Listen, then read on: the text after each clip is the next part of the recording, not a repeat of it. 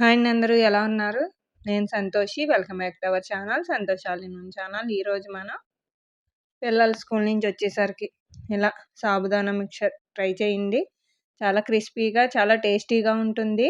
ఒకసారి ఇలా ట్రై చేయండి. ఎప్పుడు బూందీ ఇలా కాకుండా ఇలా కొత్తగా చేసి పెట్టారంటే పిల్లలు కూడా ఇష్టంగా తినేస్తారన్నమాట. చాలా క్రిస్పీగా ఉంటాయి. చాలా సింపుల్ కూడాని, త్వరగా అయిపోతుంది. ప్రాసెస్లోకి వెళ్ళిపోదాం.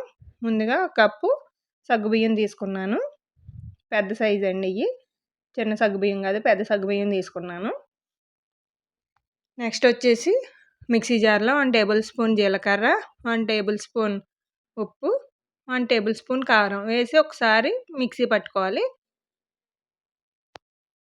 ఇలా మిక్సీ పట్టుకున్న తర్వాత ఇందులో ఒక 7-8 వెల్లుల్లి రేఖలు ఇలాగ పొట్టుతోనే వేసేస్తున్నాను.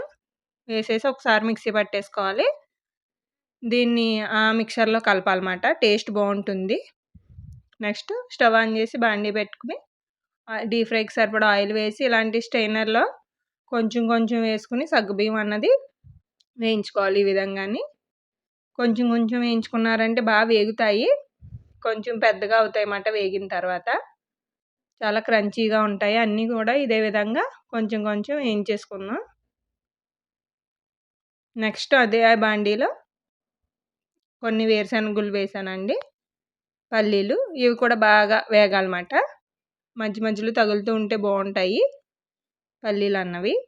అలాగే కొంచెం జీడిపప్పు. ఇది ఆప్షనల్ అండి, ఉంటే వేసుకోండి లేకపోతే లేదు. వేస్తే బాగుంటుంది, కమ్మకమ్మగా ఉంటాయి కదా. అలాగే నెక్స్ట్ ఒక పావు కప్పు అటుకులు తీసుకున్నానండి. అవి కూడా కాస్త ఫ్రై చేసుకోవాలి. ఒక పావు కప్పు అటుకులు మాట. అవి కూడా క్రిస్పీగా వేగేంత వరకు వేయించుకున్న తర్వాత చివరిగా ఫైనల్గా కరివేపాకు చిందకుండా మూత పెట్టానండి అడ్డు మన మీదకి రాకుండాని. అది కూడా వేయించేసుకుని అది కూడా అందులోనే కలిపేసుకుందాం. మొత్తం అన్నీ అందులో వేసేసుకోవాలి. చూసారా, అన్నీ వేస్తాం కదా. ఇప్పుడు ఇందులో మనం ఇందాక ఆల్రెడీ మిక్సీ పట్టుకుని ఉంచుకున్నాం కదండి వెల్లుల్లి కారం, దాన్ని ఒకసారి వేసేసుకుని బాగా ఆ సగ్గుబియ్యానికి పట్టే విధంగా బాగా కలిపేసుకోవాలి. చేత్తో కలుపుకుంటే బాగా కలుస్తుందండి.